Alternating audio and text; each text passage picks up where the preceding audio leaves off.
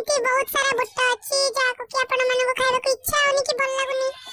ତ ମୁଁ ସେଇ ବୁଟକୁ ନେଇ ଗୋଟେ ବଢିଆ ରେସିପି ନେଇକି ଆସିଛି। ତ ଚାଲନ୍ତୁ କରିବା ଆଜି ଆମେ ବୁଟ ମୁଆଁ ବହୁତ ସହଜରେ ବହୁତ କମ ଟାଇମରେ ବି ହେଇପାରିବ। ଚୁଲି ଲଗେଇବେ, ତାପରେ ଚୁଲି ଲଗେଇଲା ପରେ ସେଥିରେ ଗୋଟେ ସୁନ୍ଦରିଆ କଡ଼େଇ ବସିବେ ହେଲା। ମୋର ଅସନା କଡ଼େଇଟା ବସିଛି, ମାନେ ଅସନା ନାହିଁ କଳା ପଡ଼ିଯାଇଛି।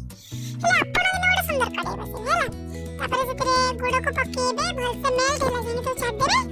ତ ଗୁଡ଼ଟା ଯେତେବେଳେ ମେଲ୍ଟ ହେଇଯିବ ସେଥିରେ ଆପଣ ରଖିଥିବା ବୁଟକୁ ଆଡ୍ କରିବେ। ବୁଟଟାକୁ ଏମିତି ଗୁଡ଼ରେ ଫେଣ୍ଟିବେ ପୁରା ଏମିତି ଫେଣ୍ଟିବେ ଯେ ଯେମିତି ବୁଟ ସହିତ ଗୁଡ଼ଟା ପୁରା ଭଲସେ ମିକ୍ସ ହେଇଯିବ। ଦେଖୁନାହାନ୍ତି ମୋର କେତେ ଭଲସେ ମିଶିଗଲା, ମିଶିଛି ନା?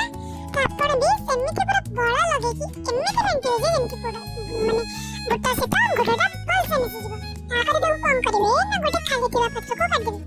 ରୁହନ୍ତୁ ବାଗେଇକି କାଢିବେ ହେଲା, ଆପଣଙ୍କ ହାତ ଯେମିତି ଫୋଟକା ନ ହୁଏ, କାରଣ କଡ଼େଇଟା ତ ବହୁତ ଜୋରେ ତାତିଯିବ। ହାତ ଫୋଟକା ହେଇଗଲେ ଆଉ ତ ଆପଣ ଘରେ ଟ୍ରାଏ କରିପାରିବେନି ନା। ତ ଆପଣ ଆରାମସେ ତାକୁ ଗୋଟେ ଖାଲି ଥିବା ପାତ୍ରକୁ କାଢିବେ। ତାପରେ କଣ କରିବେ ନା ତାକୁ ଆରାମସେ ଅଳ୍ପ ନାକୁ ହାତକୁ ନେବେ, ତାକୁ ହାତରେ ଧୀରେ ଧୀରେ କରି ଗୋଳେଇବେ ଗୋଟେ ସୁନ୍ଦର ସେପ୍ ହେଲା ପର୍ଯ୍ୟନ୍ତ, ମାନେ ରାଉଣ୍ଡ ସେପ୍ ହେଲା ପର୍ଯ୍ୟନ୍ତ ହାତରେ ଗୋଳେଇବେ। ତାପରେ ହେଇଯିବ ଆପଣଙ୍କର ବୁଟ ମୁଆଁ ରେଡି। ସାଙ୍ଗମାନେ କଣ ଖାଲି ଏମିତି ଦେଖି ଆପଣ ଗୋଳେଇବେ ଭଲ କି? ତ ଆପଣ ପ୍ଲିଜ ମୋ ଚ୍ୟାନେଲକୁ ଲାଇକ୍, ସେୟାର ଏଣ୍ଡ ସବସ୍କ୍ରାଇବ କରିକି ଯିବେ।